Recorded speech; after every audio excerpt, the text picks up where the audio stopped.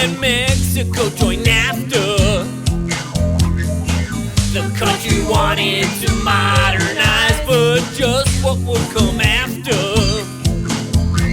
Insurgent rebels took the South, the presidential candidate was killed. Investors pulled their money out and a crisis ensued. In the expats, the Yanks with their backpacks, yeah, it was quite a thrill. Opportunity to make a buck or two. Perhaps it could help out, they thought they could, no doubt. Oh man, wasn't it cool? And I was down there too, fresh out of school. Yeah. When you first came down here, why? You said, John, why am I coming here? What am I doing here? How did you answer yourself? I answered myself that I liked mariachi music, for one.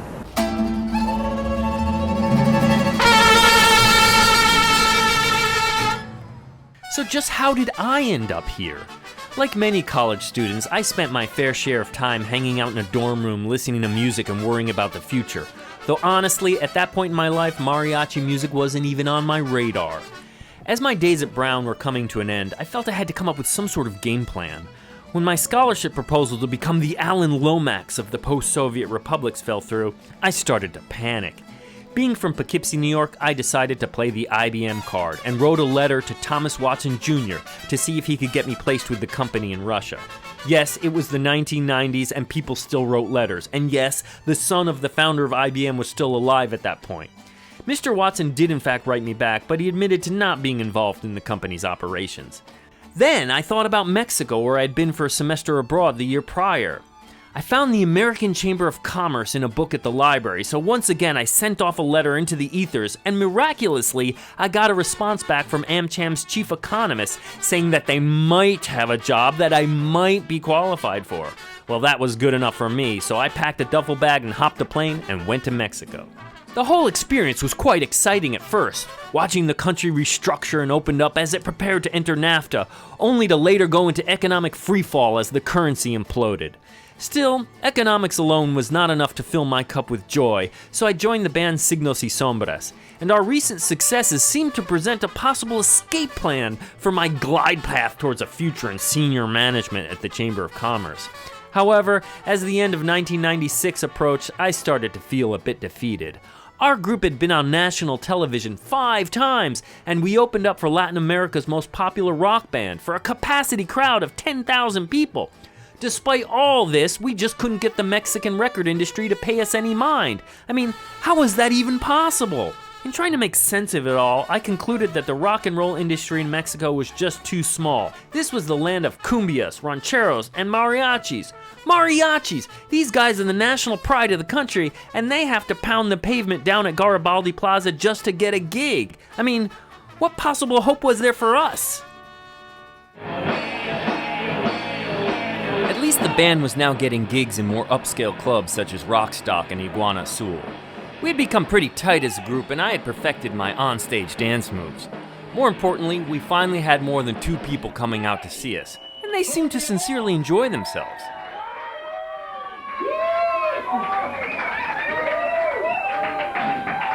Con esta rolita nos vamos.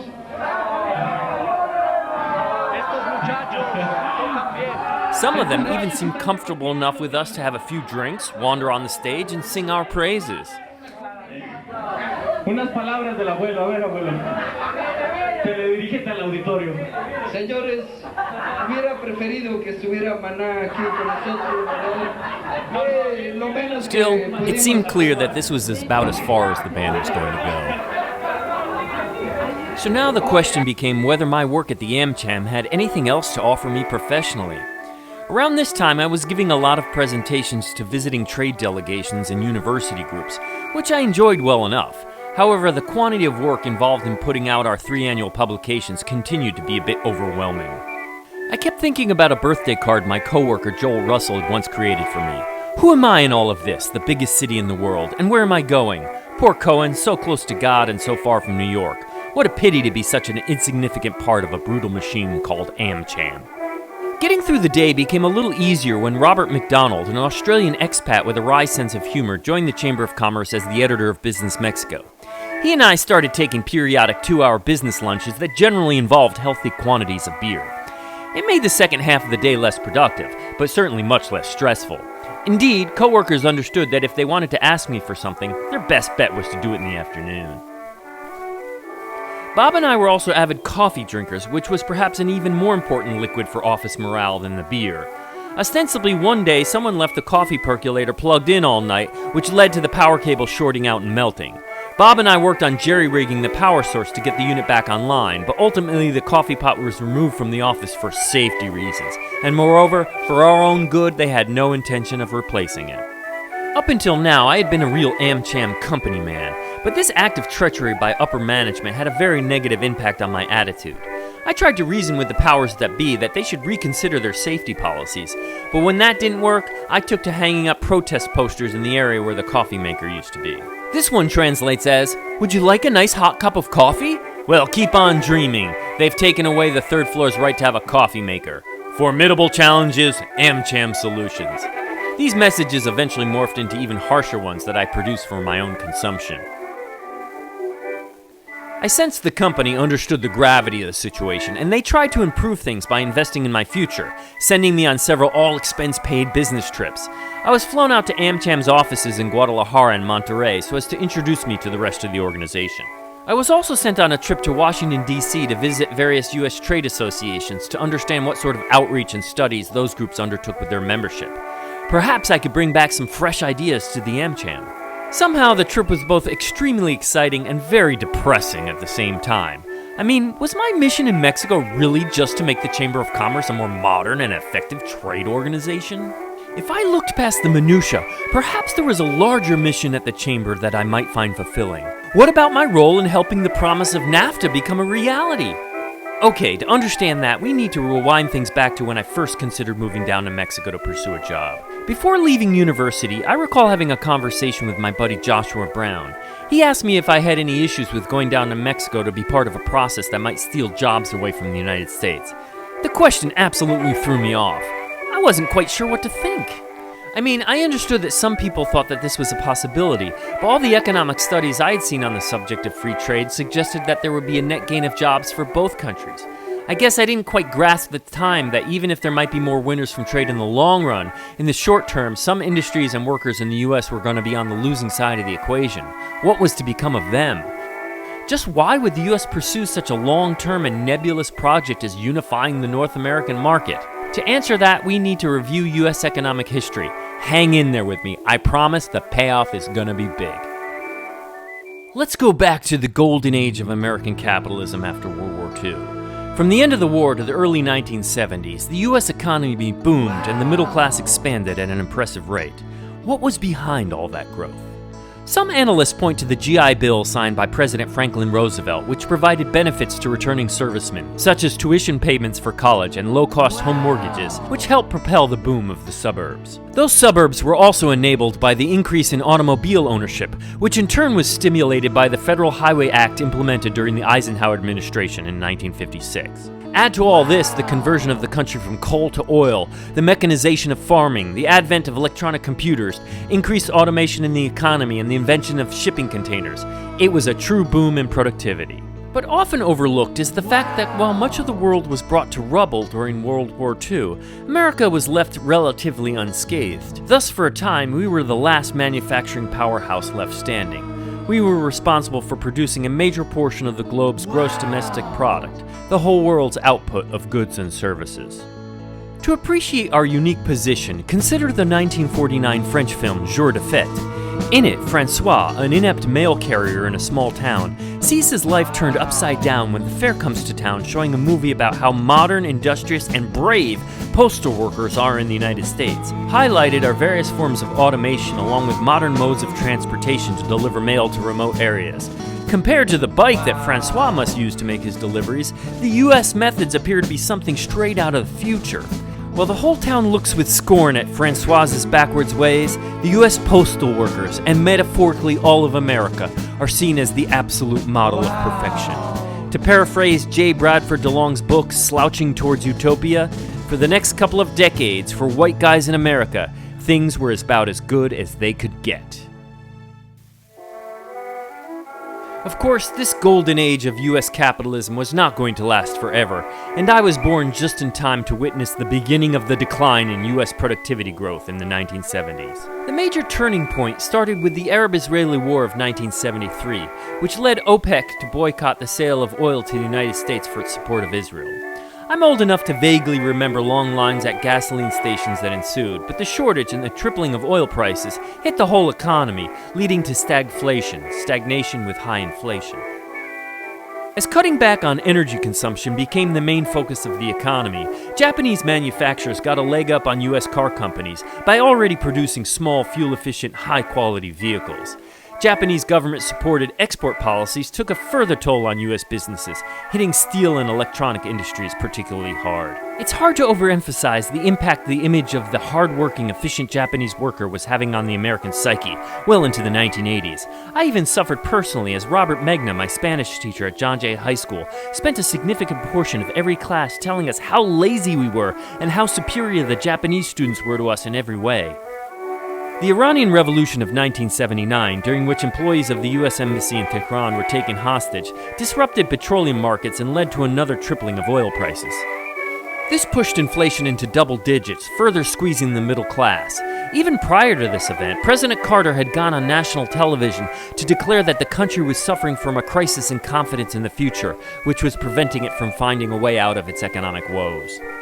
At this point, the country was ready for any kind of change that promised a way out. It was in this context that former California Governor Ronald Reagan stepped into national politics, promising neoliberal solutions to the country's economic misery. He claimed prosperity would come from less government regulation and freer trade. In fact, during the speech in which he announced his candidacy, Reagan outlined a very novel vision for the future. We live on a continent whose 3 countries possess the assets to make it the strongest, most prosperous, and self-sufficient area on Earth. Within the borders of this North American continent are the food, resources, technology, and undeveloped territory which, properly managed, could dramatically improve the quality of life of all its inhabitants. And so a developing closeness among Canada, Mexico, and the United States, a North American accord, would permit achievement of that potential in each country beyond that which I believe any of us, strong as we are, could accomplish in the presence or the absence, I should say, of such cooperation. It's time we stop thinking of our nearest neighbors as foreigners. Together, we're going to create jobs, to generate new fortunes of wealth for many, and provide a legacy for the children of each of our countries. It may take the next 100 years, but we can dare to dream that at some future date, a map of the world might show the North American continent as one in which the peoples and commerce of its 3 strong countries flow freely across their present borders. While Reagan was able to get a free trade pact signed with Canada in 1988, Mexico was afraid that its highly protected, inefficient industries would be eaten whole by the U.S. and for the time being refrained. The fall of the communist bloc in 1989 and the emergence of the European Union in 1992 pushed U.S. leaders in both parties to double down on free trade, envisioning a unified North America as a way of bolstering the U.S. economy against the rest of the world. By the time George H.W. Bush ascended to the presidency, Carlos Salinas and his cadre of neoliberal, Harvard-educated economists had taken control of Mexico and were looking for a way out of the decade of stagnation that the 1980s represented for that country. Conditions were ripe for a deal. The North American Free Trade Agreement, NAFTA, was signed during the Bush administration and ratified under President Bill Clinton. North America was poised to become the economic engine of the world. I I arrived in Mexico shortly before NAFTA ratification. Much to my surprise, the country was not rejoicing over all the jobs they would pull from the US, but rather terrified that Mexican industry would shut down as it was unprepared to compete with the powerhouse that US industry represented. Sure, salaries here might be lower, but the roads and other infrastructure were poor, electrical and telecommunication services were subpar, and large portions of the population were undereducated. On top of all that, government bureaucracy and corruption made doing business difficult. In my first couple of years at the Chamber, I spent many hours attending the Human Resources Committee meetings held across the road at the University Club. Here, the HR leaders of the largest firms in Mexico expressed real fears about the low productivity of their workforces and their inability to compete with US business.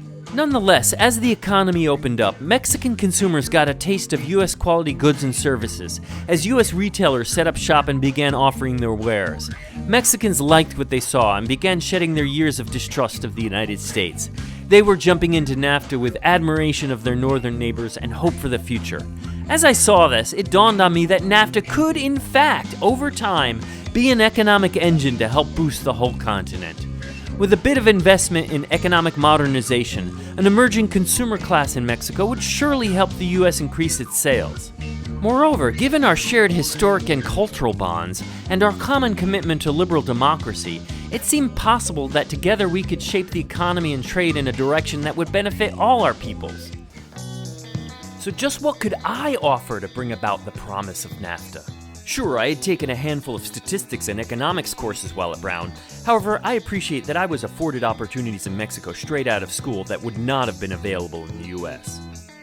Mexico wanted help figuring out its northern neighbors' ways, so US expats were welcome no matter how in over our heads we might be.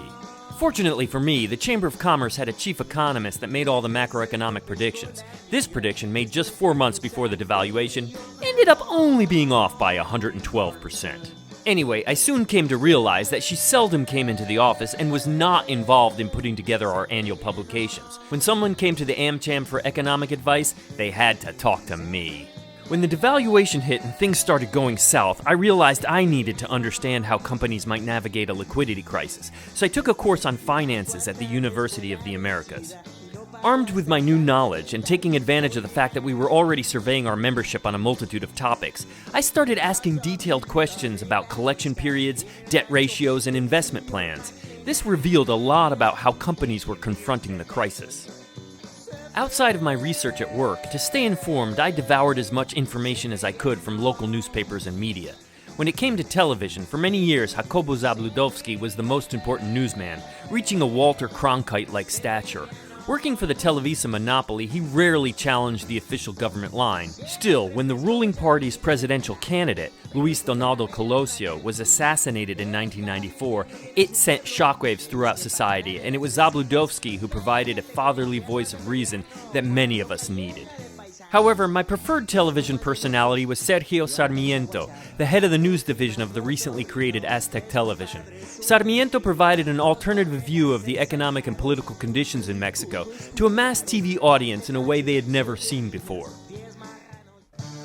Nonetheless, when it came to the minutiae of what was going on in Mexico, my go-to source of info was the journalist and radio personality José Gutierrez Vivó. Gutierrez Vivó appeared on the program Monitor in the Morning on Radio Red. Bolstered by its traffic reporting helicopter, the show became the most listened to radio program in Mexico City. Gutierrez Vivó had started his radio work in 1973 and solidified his status as a pillar of public life when he broadcasted live for 3 days during the Mexico City earthquake of 1985, keeping the city informed and helping coordinate calls for help for the victims.